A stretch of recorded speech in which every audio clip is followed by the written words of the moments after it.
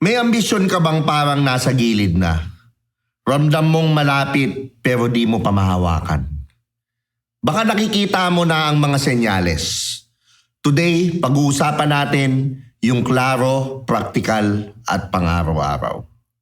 Ano nga ba ang signs na malapit na ang manifestations mo?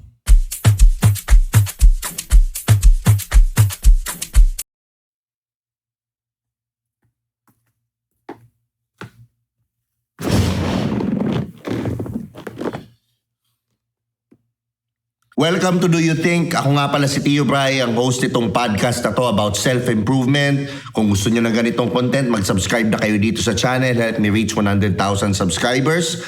Available din sa Spotify. I-follow nyo at i-rate nyo na rin ang podcast. Hindi ito hula-hula. Think of manifestation as goal, identity, plus consistency. Kapag align ka, nagbabago ang kilos mo at napapansin mo ang mga chance na dati dinadaanan mo lang. Some call it the universe. Some call it reticular activating system. Either way, gagana to kung gagalaw ka. Magsimula muna tayo sa ground rules bago ang mga signs. Hindi timing lang. Readiness ito. Feelings are data, not instructions. Action beats anxiety. Kapag may senyales, gawin ang susunod na maliit na hakbang. 10 senyales na malapit na ang manifestation mo. Unang-una, tahimik na at kalmado ang mga bagay-bagay. Paano ba ito nagpapakita? Biglang hindi ka na nega kahit may delay. Yung sobrang relax ka lang at in flow and trusting sa universe. Yung may tiwala ka na in-order mo na kay Shopee at may tiwala ka nang dadating na siya. Hindi mo na siya inaantay at alam mong dadating at dadating kakatok sa pinto mo si rider. Diba? Parang na-unplug na yung takot mo sa buhay. Kaya nagmamatter to because it means you're already detached. May tiwala ka na sa proseso kaya di ka na nagpapanik sa mga desisyon mo. Ano nga bang aksyon na pwede mong gawin dito? Sabihin mo, ginagawa ko na ang best ko. Tinanggap ko na ang timing. Eto na naman tayo sa mga micro moves natin. Ano yung mga simple action steps na gawin mo maliit sa isang araw? Is unang-una, in 10 minutes every day, focus block sa pinakamahalagang task mo today. Meaning, ano yung pinakamahalagang task ko today na dapat ma-accomplish ko? Kailangan alamin mo yun at dapat i-accomplish mo siya within that day. No ifs, no buts, no reasons, no drama. Just pure work and then achieve the result. Number 2, synchronicities or coincidences. Ito na ngayon yung mga angel numbers, 1111, 1212, 111, 888. Sa akin yan, mga synchronicities yan. Paano siya nagpapakita? Pare-parehong tema, number, opportunity na paulit-ulit lumilitaw sa'yo. Nangyari na ba ito sa'yo? Either sa tao, sa lugar, or sa topic na pinag-uusapan. Even yung music na naririnig mo, yun na yun, si universe nakikipag-usap sa'yo. Pag feel mo na sign na ni universe yun, yun na yun. Sign na ni universe na malapit na yun. Bakit ito mahalaga? Kasi ang brain, it's filtering for relevance. Ibig sabihin, nakakabit ka na sa mga landas or dun sa mga mangyayari. Ano yung actions na dapat mong gawin? Kapag 3 beses na lumitaw ang isang cue or 3 beses na lumabas ako, paborito ko yung 888. Pag laging nagpapakita na yan, kaya nga pinatato ko na yan dito. Lagi yan nagpapakita. So ibig sabihin, inline ka na sa goals mo at magkakaresulta na yan. Abundance na yan. And halimbawa, mag-reach out ka, mag-apply ka na, mag-send ka na ng pitch within 24 hours. Ibig sabihin nun, kilusan mo na siya kasi malapit na siya. Ang ano dito, signal spotted na siya. So, kailangan mong gumalaw within the day. Number 3, ibang tao ang mirror ng gusto mo. Okay, palinawin ko yan. Paano siya nagpapakita? Yung resultang gusto mo, nangyayari na sa mga kakilala mo. Kaya ako, pag nakikita ko nagtatagumpay yung mga tao sa paligid ko, natutuwa ako sobra. Hindi ako naiinggit. Nagse-celebrate ako kasi ibig sabihin nandun na ako sa timeline na mataas. Di ba yung dinidiscuss ko lagi, iba-iba ang timeline. Higher, may lower timeline. Pag nagtatagumpay na yung mga tao sa paligid mo, ibig sabihin nasa higher timeline ka na. Nandun ka na sa successful version nila. And it's only a matter of time na ikaw na ang susunod na magtatagumpay. Ganon kasi yun. Kaya dapat sineselebrate mo yung wins ng ibang tao. Kaya nagmamatter to because ito yung proof of possibility. Hindi ka naiwan. Nabubuksan na yung pinto. Nangyayari na siya. May galaw na sa universe. Ano yung action mo dito? I-congratulate mo sila genuinely. Ask one specific process question sa kanila. Lagi mong tatandaan kung kaya nila, kaya ko. Ano ang unang kailangan kong gawin? Yan ang lagi mong sabihin sa sarili mo. Kung kaya nila, kaya ko. Anong kailangan kong unang gawin? Number 4. Ito yung final boss test na tinatawag ko. Ito yung ganito siya nagpapakita. Bago ang big break, sunod-sunod na aberya. Yung talagang nawawasak, ang tawag ko dito, beautiful distraction. Ako nangyari sa buhay ko yan, natanggal ako sa trabaho, naghiwalay ng jowa, nawala yung kotse, sunod-sunod yung ibig sabihin nun, gumagalaw na yung universe.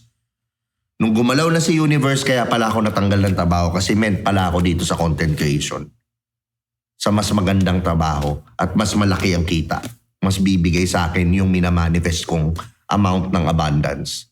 Diba? So ito yung mga cancellations, ito yung mga self-doubt mo, lalabas yan, tsaka yung mga small losses mo. Kaya nagmamatter to kasi ito yung system check. Tinetest ka na ni universe kung gaano ka committed sa goal mo. Diba? So anong simpleng mong tamang gawin mo dito? Magtiwala ka lang. Let it happen. Ito yung tinatawag kong beautiful distraction. Let it happen. Because it needs to happen para magkatotoo yung manifestation mo. Gumagalaw na sa universe. So huminga ka lang. Sabihin mo sa kanya, I surrender to you, universe. I surrender to the divine. Diba? Ay, isa pang actionable step, i-trim mo yung 1 to 2 task mo. Yung tulog mo, ayusin mo. Gawin mo yung bare minimum forward move mo araw-araw. Sabihin mo sa sarili mo, ang storm, hindi yan stop sign. Ang storm is just a stress test. It's only a matter of time na malapit nang dumating yung hinihiling mo at yung minamanifest mo or binagpe-pray mo kay God. Number 5, ito na yung mga random invites at micro opportunities, maliliit na oportunidad. Paano to nagpapakita? Biglang may mag-DDM sa'yo, magko-collab sa'yo, may mag-aaya sa'yo ng kape, merong gig, merong discount, merong event. Hindi eksakto pero malapit na sa vision mo. So yan, ganyan na siya nagpapakita. Nagmamatter to kasi ito yung mga pieces of the puzzle. Maliliit na pieces of the puzzle yan. Kung nakikinig ka, talagang in tune ka sa mga messages at connected ka sa universe, magigets mo yan. Lahat. How do you stay connected? Ako, simple piece of advice is meditation. That's how you stay connected to your higher self and to the universe. Ang actions mo na kailangan mong gawin dito, just say yes. Say yes dun sa mga bagay na pakinggan mo yung puso mo, syempre. Kung if you feel that it's right, huwag mong gamitin yung logic mind mo. If you feel that it's right, then go for that coffee date. Umattend ka ng party na to. Or kasi minsan dun nabubuksan yung portal para dun sa manifestation mo. Say yes to yung mga ganyang bagay, tapos yun, mangyayari na lang yan. Sabihin mo lagi sa sarili mo, half fit today can be a full fit tomorrow. Yan yung mga mantrang sabihin mo sa loob mo niyan. Number 6, di ba? Ito yung nagbabago na yung languages mo at yung identity mo. Ang tawag ko dito, language shift, identity upgrade. Paano to nagpapakita? Ito yung from sana to, ito na yung ginagawa ko. From try to I will deliver. Ganyan ka na magsalita. Ito na yung language mo. I will deliver. Hindi ka na nagtatry. I will deliver. I will ensure. Meron ka ng tiwala sa sarili mo at tiwala na mangyayari to kay God. And bakit nagmamatter to? Because yun yung identity mo. Nagiging identity mo na siya. Nag-shift ka na ng identity. Sabi nga nila di ba, bago ka maging mayaman sa labas, mayaman ka muna sa puso mo, mayaman ka muna sa utak mo. Kailangan magbago yung identity mo. Kapag nagbago na yung identity mo, unti-unti nagiging ganun ka na. Di ba yung identity mo yun na rin ang habits mo. Pag ganun yung habits mo, yun na din na nagiging outcome mo. Ano yung mga pwede mo magawa na actionable steps? Ay, i-rewrite mo yung bio mo, yung notes mo. Like for example, I help blank by doing this. And then behave like it for 7 days. So, lagi mo lang gawin in 7 days na ganun. Like for example, I help people get what they want. Gawin mo siya. I-embody mo. Kasi the more people you help, the more chances na magkakaroon ka ng abundance. Speak as if that person who already shows up every day. Maging ganun ka na ngayon.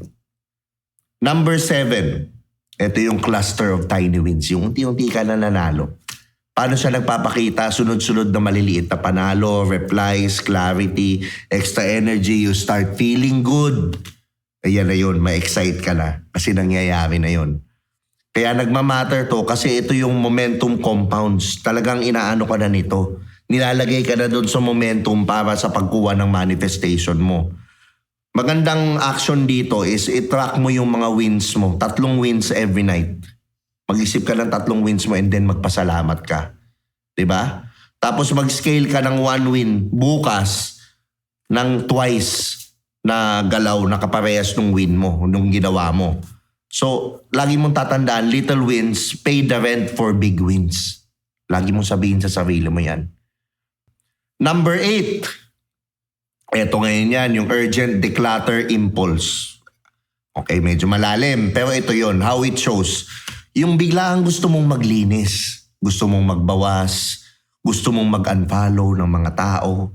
Diba? Ang decluttering kasi hindi lang kwarto lang yan eh. Hindi lang yan desk mo eh. Minsan pati social media kailangan mo i-declutter. Ang utak mo kailangan mo i-declutter. Ang utak na di-declutter yan.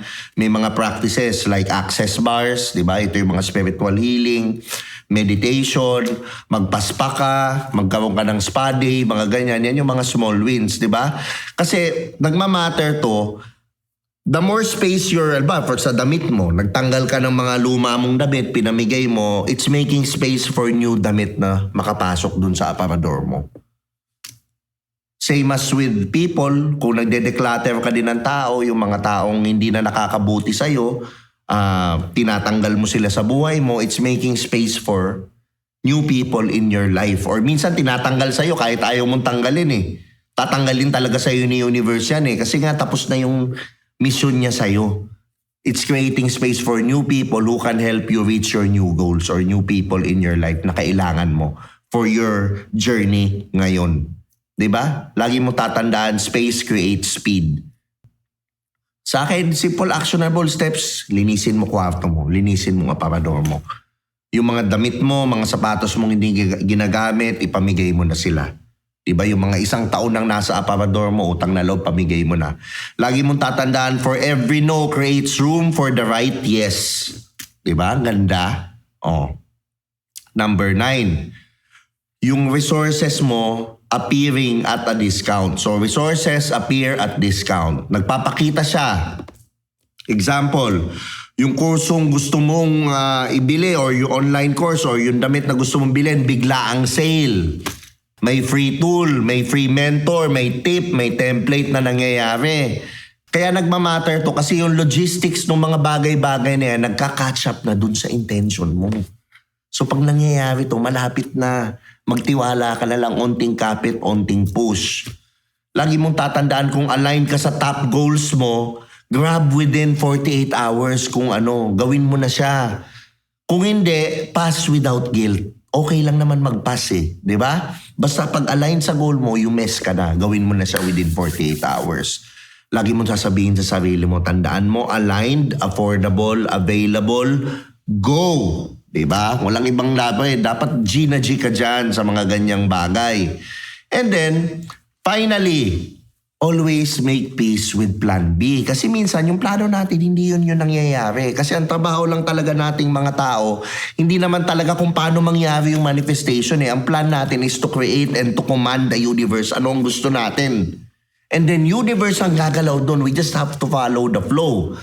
Ang sa akin, ang ginagawa kong magandang practice dito, I follow the next exciting thing. Kung ano lang yung ma-excited ako, yun ang gagawin ko siya. Yun lang yun kasi doon nagbubukas yun. Yun yung flow ng buhay. Ngayon, nagpapakita to na pag hindi siya pumasok ang option A tonight, okay ka pa rin na may ibang ruta.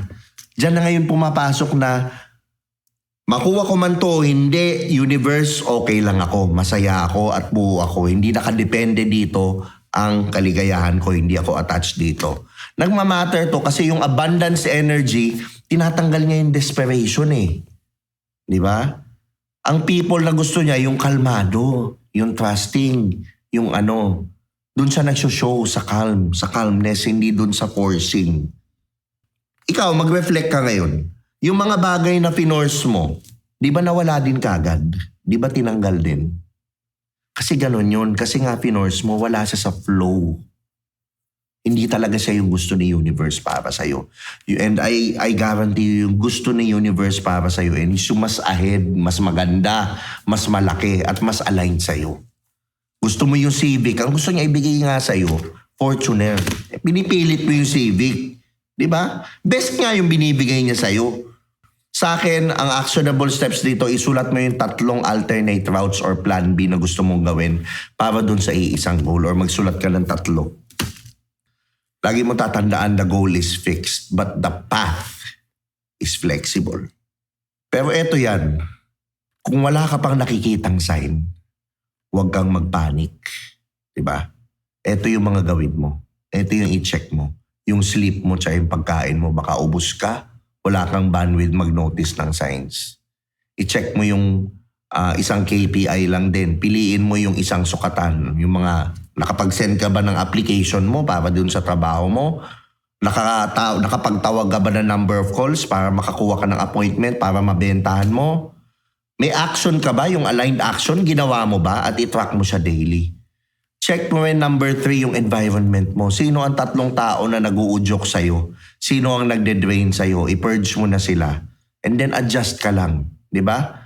I-reset mo lang. Hindi ka late. Tandaan mo, you're never late. Nagle-level up ka lang. You're not late. You are becoming. Sa akin, ito yung pinakamagandang gawin yung 48-hour alignment challenge na sinasabi ko. Una-una, isulat mo yung 1 clear outcome. 1 sentence lang in present tense. Like for example, I will do a workout today. O diba? O sa day 1, sa morning, mag-vision read aloud ka na. 10-minute deep work. Sa gabi naman, mag 10 minutes ka ulit, mag-list ka ng 3 wins mo. Nakapag-workout ka ba today? Ilang exercises na gawa mo? At ilista mo yung 3 wins mo and then yung plus yung next step mo. Sa day 2, morning, o 15 minutes naman, reach out to one person or any opportunity or any coach. Sa kinagabihan nun, 10 minutes mag-declutter ka. 15 minutes lang ng desk mo, ng aparador mo, ayusin mo yung kama mo, and then mag-gratitude ka. Diba? Kung may lumitaw na kahit na anong sign, act within 24 hours. Lagi mong tatandaan yan, act within 24 hours. Yun na yun. Yun na yung mga mangyayari. Kung ikaw naman may isa ka mang sign na nararamdaman mo today, huwag mo lang pakinggan, galawan mo to. Kaya ako, comment mo na lang kung anong sign ang nakita mo at anong action ang gagawin mo within 24 hours dito sa comment section. Share mo na rin to dun sa kaibigan mong may 1 break away na. Malapit na yung manifestation. Diba? Ako nga pala si Tio Bray. At ito ang Do You Think Podcast. At mag-subscribe kayo dito. Help me reach 100,000 subscribers. Mag-follow din kayo sa Spotify. Rate nyo na rin yung podcast. At lagi nyo tatandaan, lapit, linaw, larga. See you on the next episode.